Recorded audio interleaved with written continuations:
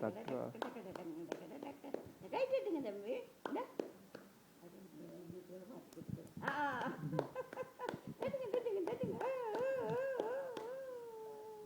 கை தட்டுங்க தம்பி, கை தட்டுங்க, கை தட்டுங்க.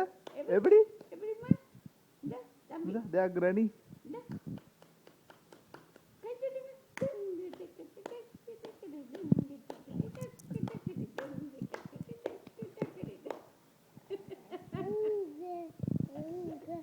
எப்படி புளியறது?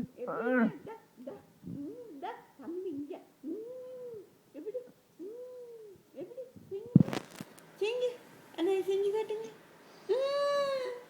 எப்படி இல்ல